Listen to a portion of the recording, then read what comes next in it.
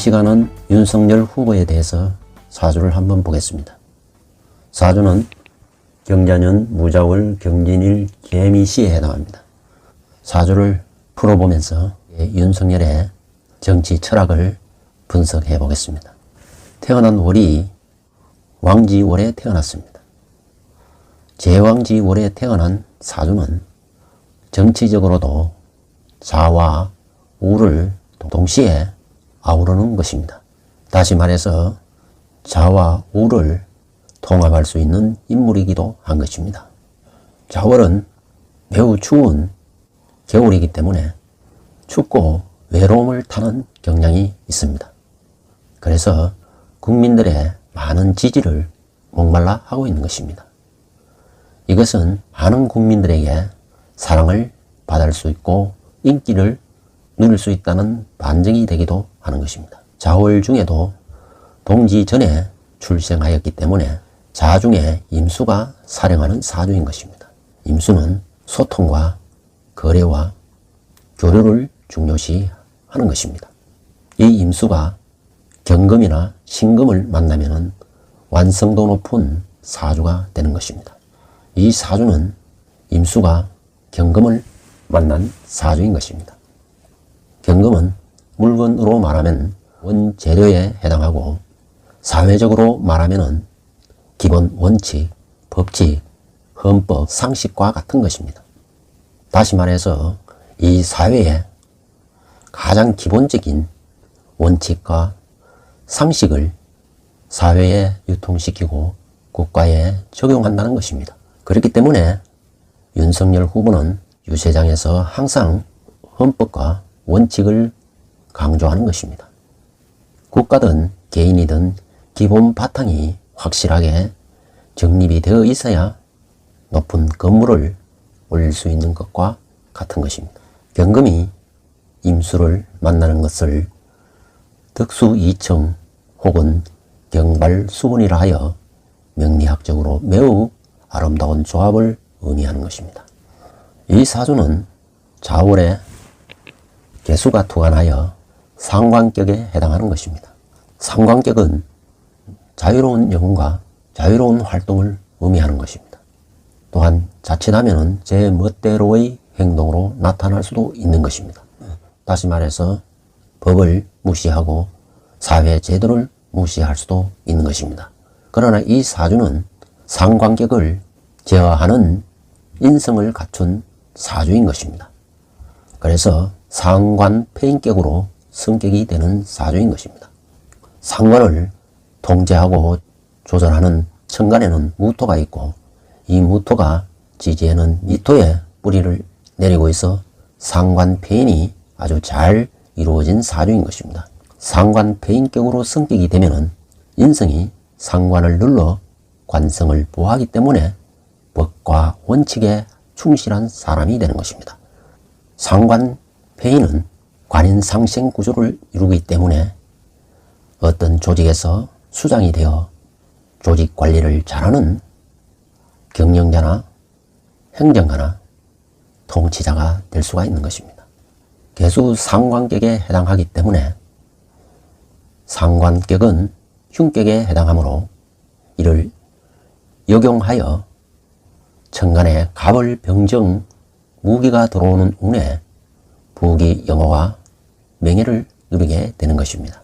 그러나 천간에 경신 임계가 오는 운에서는 부귀 영화를 누리기도 어렵고 명예를 얻기도 어려운 것입니다. 이 사주는 오행상으로 분석하면 자는 자월에 태어나고 개수가 투관하고 자진 합국을 이루고 있기 때문에 수가 매우 태왕한 사주인 것입니다. 사주에 수가 태왕하면 수를 막아주는 토가 이 사주의 용신이 되는 것입니다. 토가 용신이 되면 화토 겸용신이 되기 때문에 화를 생하는 목과 토를 보호하는 금은 한신이 되고 화용신을 극하는 수는 이 사주의 기신이 되는 것입니다. 따라서 천간에 임계수가 오거나 지지에 해자수가 오는 운에 크게 어려움에 처해지거나 일이 꼬여질 수가 있는 것입니다. 대운의 울러를 보면은 47대운은 개사, 57대운은 갑오, 67대운은 을미입니다. 현재 63세이기 때문에 갑오대운에 임하고 있는 것입니다. 갑오대운은 천간의 갑목은 이 사주에서 용신에 해당하고 오화 또한 이 사주의 용신에 해당하기 때문에 갑오대운은 매우 대기란 운인 것입니다. 천간의 갑은 대외적, 사회적 명예를 누릴 수가 있고 오화는 실질적인 큰 기회를 얻을 수 있고 능력을 발휘할 수 있음을 의미하는 것입니다. 현재는 갑오대운 이민년인 것입니다. 이민년은 임수는 길하지 못한 운이나 임목은 길한 운이 되는 것입니다. 그러나 임수는 흉하나 대운에 갑목이 있어 수생목, 목생화, 화생토로 이어지기 때문에 흉함이 발동되지 않는 운에 해당하는 것입니다. 지지의 임목은 용신의 화국을 결성하기 때문에 대기란 대운이 되는 것입니다. 지금 현재는 계묘월에 해당하는 것입니다.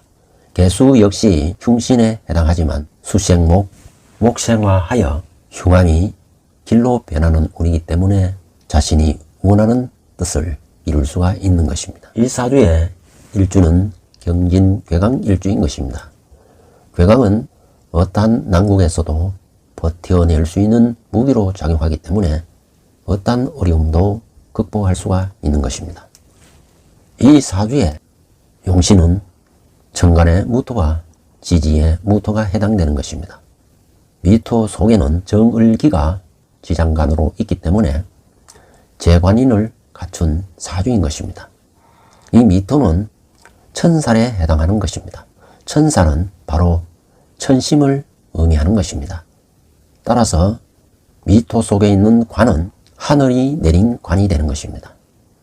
그렇기 때문에 천심이 곧 민심이고 민심이 곧 천심이 되기 때문에 윤석열 후보는 하늘이 점지한 대통령이라는 것을 의미하는 것입니다.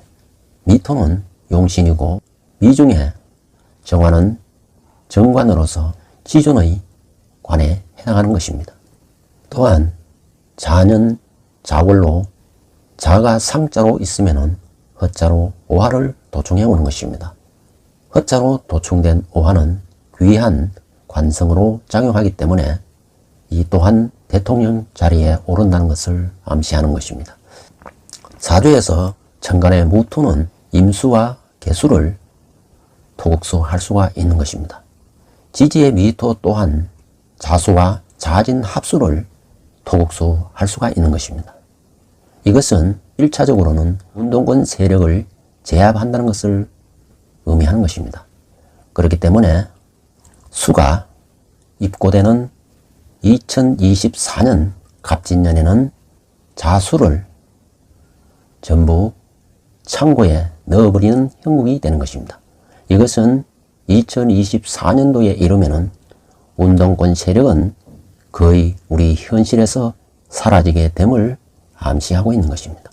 그리고 천간의 무토는 임계수를 독수하여 제압하기 때문에 2027년 정미년에 이르면 임계수와 자수를 전부 창고에 입고시키는 형국이 되기 때문에 북한 세력도 사라지게 됨을 의미하는 것입니다.